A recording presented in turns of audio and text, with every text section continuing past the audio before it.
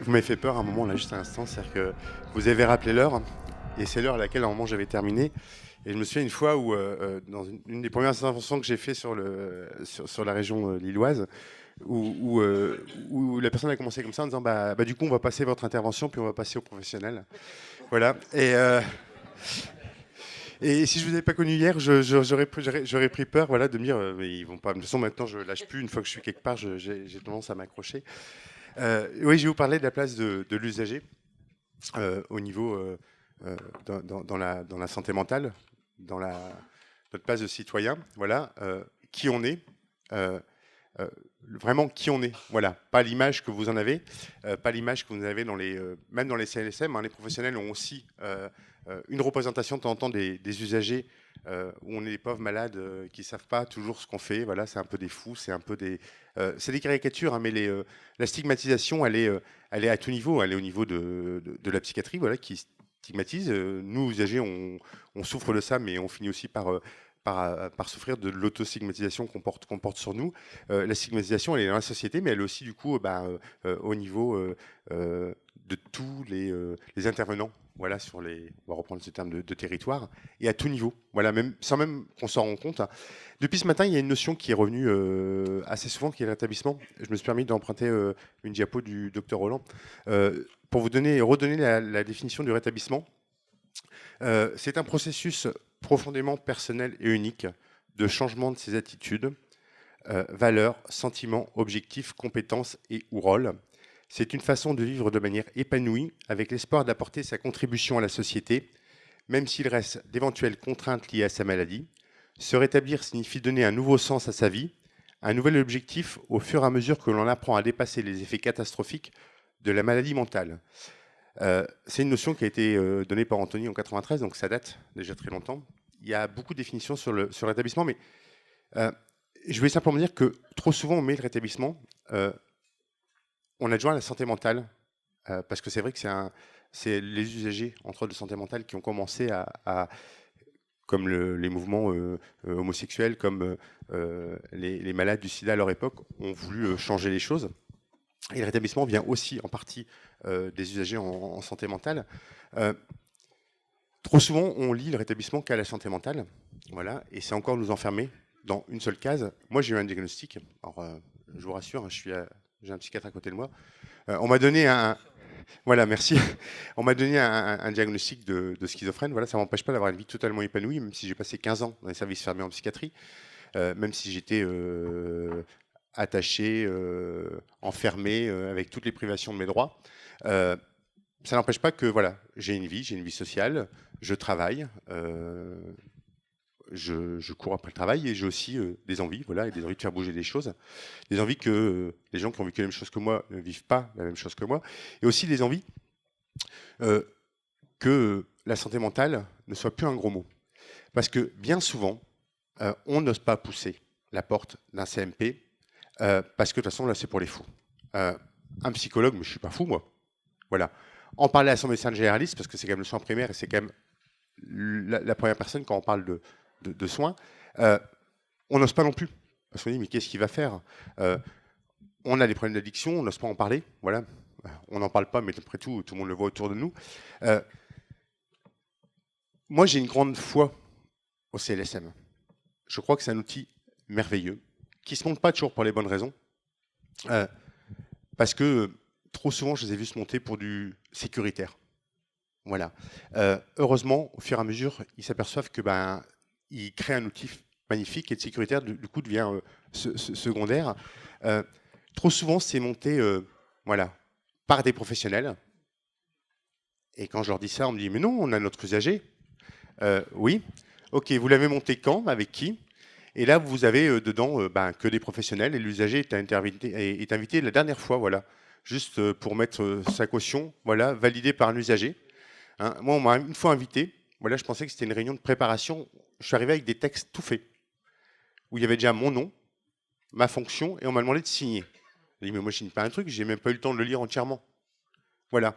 Trop souvent, on veut une caution usagère parce que c'est dans les textes. Voilà, il faut des usagers partout maintenant, en pensant qu'on n'a pas de valeur, voilà, qu'on n'a pas de compétences. Moi, je dirais que trop souvent, on en a. Voilà, on n'a pas les mêmes que vous. Moi, je veux pas être psychiatre, je veux pas être élu, je veux pas être quoi que ce soit. Voilà, enfin élu peut-être un jour, j'en sais rien. Mais on est réellement des leviers et des leviers de changement. Déjà parce que dans les réunions, on a un atout formidable, c'est que nous, on n'a pas on n'arrive pas avec un pouvoir individuel, voilà, on n'arrive pas avec, un pouvoir de compétence. Voilà, moi je ne suis pas la psychiatrie, je ne suis pas l'élu, je ne suis pas ceci, je ne suis pas cela. Moi je suis un usager ou un ex-usager, je ne sais pas si un jour on quitte, voilà. Je suis représentant, voilà. J'arrive et j'ose poser des questions que personne n'ose poser.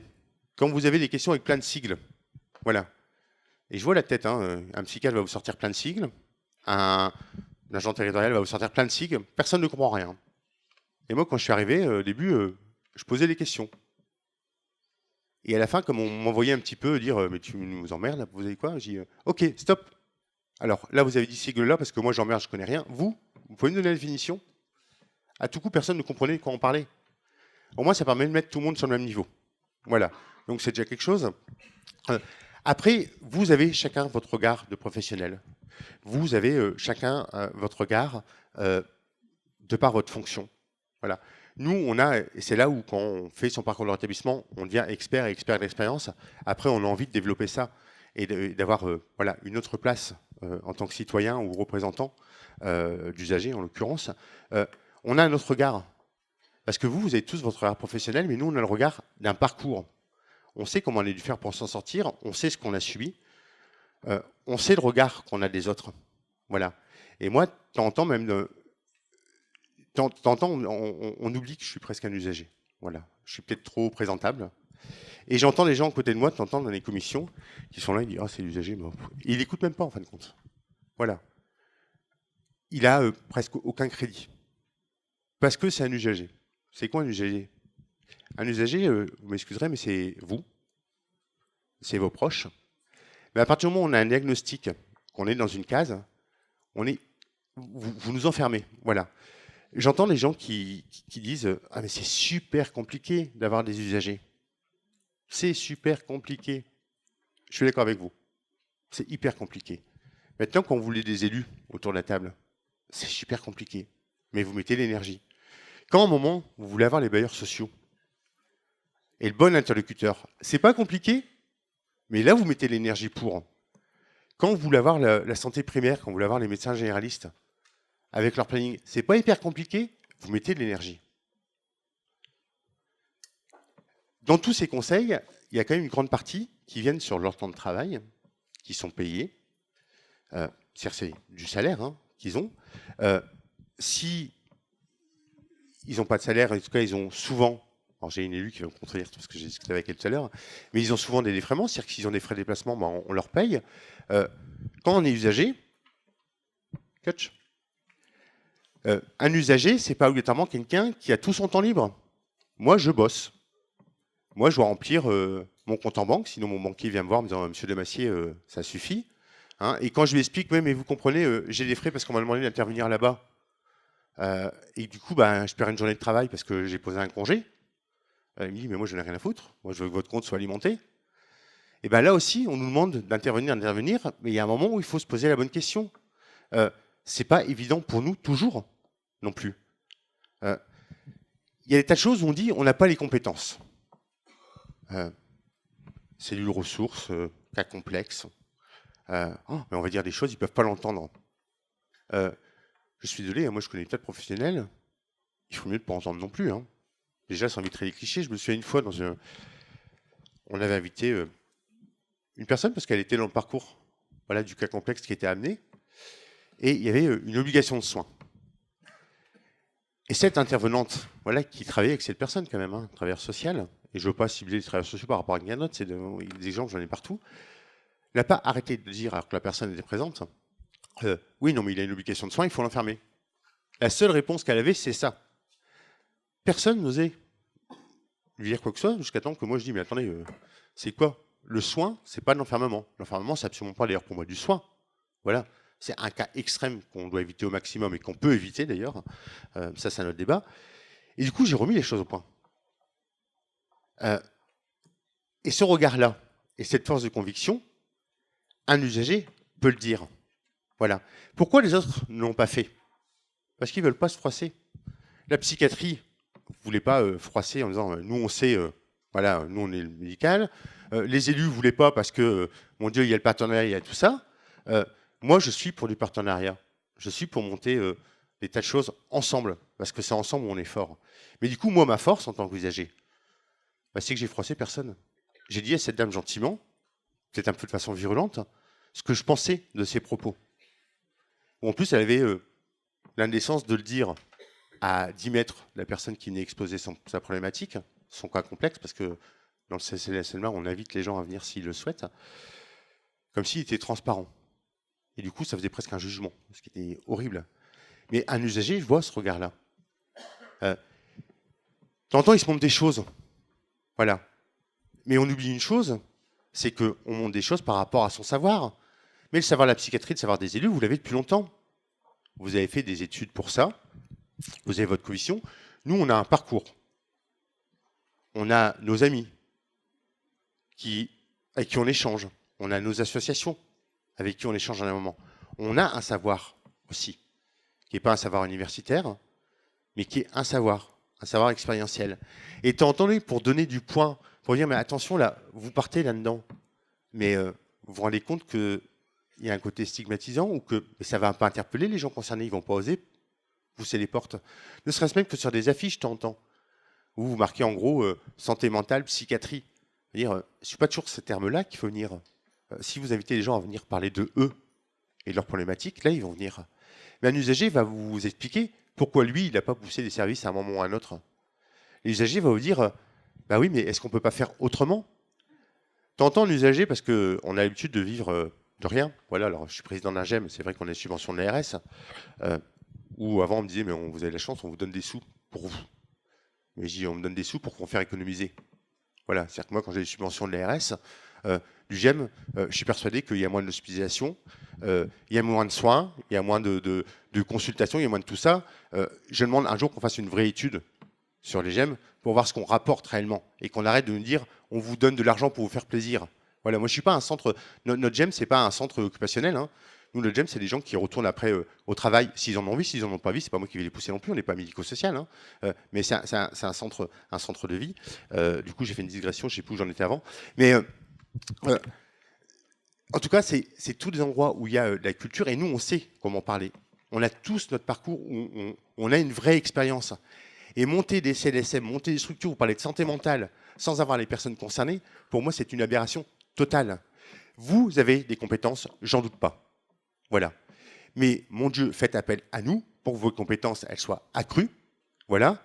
Que votre remise à niveau, parce que de temps en temps, on a besoin de remise à niveau. On voit notre culture. Ce matin, on a vu plusieurs fresques. On voit la culture de où ça vient et la représentation d'où ça vient. Faites appel à nous, parce que du coup, on va pas vous corriger, mais on va vous rappeler voilà, que les choses ont évolué, le parcours aussi de où ça vient.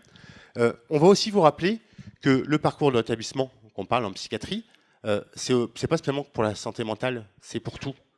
C'est pour vous. Des associations d'usagers, je disais ce matin, pour le troisième âge, c'est pas compliqué. Là, ils peuvent participer à tout, on peut tout leur dire, c'est pas gênant. Mais dès que c'est des malades mentaux, c'est un peu compliqué. Si vous prenez la définition qu'on vous a projetée tout à l'heure, vous verrez que la santé mentale, ça vous concerne tout, ça vous concerne déjà tous, mais que le rétablissement, ça vous concerne aussi. Moi, j'ai un ami qui est décédé, alors il est décédé dimanche matin, il a fait son parcours de rétablissement en psychiatrie. Parce qu'on a, moi j'ai plein d'amis qui décèdent, mais c'est la comorbidité, c'est notre style de vie avant, c'est les médocs, c'est plein de trucs, voilà, peu importe. Enfin, pas peu importe, parce que c'est quand même nous, derrière, qui mourront plus vite. Alors, surtout quand on reprend la vie et qu'on redécouvre quelque chose, c'est quand même super pénible. Mais il est en soins palliatifs. Enfin, il était, voilà, parce qu'il est décédé. En plus, il m'avait téléphoné parce que j'étais à un autre congrès, et il m'avait dit, Vincent, il faut faire passer des idées. Et je me souviendrai de quelque chose qu'il m'a dit, parce que le rétablissement, ça ne se produit pas qu'en santé mentale où ça peut se faire, mais il est en soins palliatifs. Il dit, j'en ai marre d'ici. Parce que on m'accompagne à mourir, voilà, sans douleur, sans rien. Et ça, c'est les professionnels, c'est le but. Mais lui, il dit, moi, je veux pas de ça. Moi, il dit, je veux qu'on m'accompagne à vivre. Pas à vivre éternellement, mais à vivre les derniers instants qu'il y a. Il a un moment voulu demander, parce qu'il était incapable de se lever de son lit, demander, parce qu'on ne peut pas non plus descendre dans le jardin, ils ont un magnifique jardin, mais il n'y a personne qui peut y descendre, c'est quand même dommage. Hein. Il a demandé à ouvrir la fenêtre. Et il m'a expliqué que c'était tout un problème parce que voilà, il y avait des problèmes de courant d'air, c'était pas bien pour lui, c'est pas bon, il fallait. Mais il a dit, mais moi je préfère avoir la caresse du vent sur moi pendant 10 minutes, même si je meurs un jour ou deux plus tôt, mais continuer à vivre. Et bien, toutes ces notions-là, c'est des experts d'expérience qui peuvent vous le dire. Mon ami m'a demandé, Vincent, essayer de faire quelque chose. J'ai bien fait comprendre que je ne pouvais pas être partout. Mais néanmoins, c'est important parce que c'est du retour d'expérience. Bah, peut-être que dans le service, parce que du coup, il leur a dit que j'allais y aller. J'espère qu'ils vont m'ouvrir les portes juste pour parler de quelques petits trucs. Mais ça, il n'y a personne d'autre qui peut le dire que les personnes qui ont vécu ça et qui sont passées par là. En soins palliatifs, c'est très compliqué de leur demander leur retour après. Mais n'empêche que bah, peut-être que nous, on peut. Parce que tous les gens qui allaient le voir ne pensaient qu'à une chose, c'était à sa mort. Tout autour de lui tournait autour de sa mort. Mais dans ce cas-là, on oublie la chose essentielle. C'est que sa mort suite, certes, elle est programmée, plus rapidement que prévu parce qu'il était encore jeune. Alors 50 ans, pour moi, il est jeune encore, voilà. J'aurais 20 ans, j'aurais pas dit ça, mais il est encore jeune, mais tout était programmé autour de sa mort. Et pourquoi on ne programmait pas autour de la vie? Mais seul lui pouvait le dire, et seul lui pouvait l'expliquer. Et bien, quand on parle de santé mentale, c'est la même chose. Comment vous pouvez comprendre des choses si vous n'avez pas des usagers qui sont là pour vous dire les choses? Et prenez le temps, donnez-vous les moyens. Demandez à l'ARS peut-être des subventions pour pouvoir payer certaines choses. Ça se fait. Il y a des CLSM où ils arrivent à défrayer, voilà, avoir des enveloppes. Il n'y a jamais rien d'impossible. Voilà. À partir du moment où on dit c'est impossible, moi, il y a plein de choses qui me sont impossibles. Mais c'est pas grave, si j'y arrive pas comme ça, je prends un chemin. Dans le rétablissement, voilà, il n'y a pas une ligne tout droite. C'est le contraire c'est le versus avant où on vous dit, bah voilà, il faut que vous arriviez là en faisant ça, ça, ça, ça, ça. Quand vous faites votre parcours de rétablissement, vous avez d'abord un rêve, là, vous rêvez et vous dites qu'est-ce que je peux mettre en place pour y aller. Et s'il y a des impasses, bah, vous faites un petit demi-tour et puis vous prenez la file de droite. Et bien là, c'est la même chose. On peut trouver des solutions, il y a toujours des solutions possibles. Certes, un temps, ça prend du temps, mais du coup, vous allez comprendre ce que c'est qu'un parcours de rétablissement. Voilà, si vous écoutez les gens, et du coup, même dans votre vie, hein, vous pouvez dire, mais ce type-là, c'est pas qu'un malade mental, c'est un mec certes qui a vécu, alors je ne sais plus tout ce que vous avez donné comme exemple avec les risques qu'il y avait derrière, mais vous dire aussi, mais putain, ce mec-là, ok, au-delà du fait qu'il s'en est sorti et tout, c'est bien beau, hein, ouais, je suis une belle vitrine, ok, mais ça veut dire qu'il y a des tas d'autres gens qui peuvent s'en sortir. Et toute la fatalité qu'on donne, en disant, mais de toute façon, ouais, c'est un fou, c'est un malade mental, c'est un schizo, c'est un bipolaire, c'est un ivrogne, c'est un alcoolique, c'est un drogué, c'est un shooté, c'est un camé, c'est un cassos. Voilà. Ben non, les gens sont autre chose que ça. Et si vous n'avez pas des professionnels de ça, qui sont les usagers, les gens qui sont passés par là, ben vous vous loupez d'un élément essentiel et vous vous loupez du maillon, voilà, d'une compétence qui vous manquera toujours et qui fera que toutes vos actions et tous vos projets seront peut-être bien beaux, mais resteront cloisonnés à quelque chose qui mériterait beaucoup plus. Et moi, je ne souhaite qu'une seule chose, c'est que les CLSM se développent, mais se développent, c'est dommage que ce n'est pas une obligation qu'il y ait des usagers, se développent avec des usagers pour que réellement vous en fassiez des vrais outils, quelque chose qui, voilà, qui dans le temps dure, et surtout que le jour où on parlera de santé mentale dans les villes, le jour où il y aura des problèmes dans un quartier, qu'il y aura des problèmes dans un immeuble, qu'il y aura des problèmes dans un centre social, qu'il y aura des problèmes n'importe où, on n'est pas le même regard. Et vous verrez que quand il n'y aura pas le même regard, parce que la population autour va comprendre ce que c'est que la santé mentale, parce que du coup, voilà, il y aura le changement de culture et il n'y aura pas les mêmes stigmatisations, il y a plein de choses voilà, qui se passeront différemment chez moi, certes dans ma ville, mais dans nos villes. dans nos quartiers, en France, et puis j'espère bien plus autre part. Voilà. Je ne suis pas dans le monde des bisounours. Hein. Je ne suis pas un utopiste qui croit. Non, je sais que c'est possible. Il y a des tas d'exemples voilà, qui se font à petite échelle. Voilà. Un truc qui marche super bien là, mais on sait que ça marche bien là avec un usager, mais dans la même ville, l'autre truc de l'autre côté, on ne va pas prendre l'usager parce que non, ceux-là, ils ne sont pas bons. Attendez, c'est le même. Hein. Vous avez des valeurs. Vous pouvez mener des grandes choses.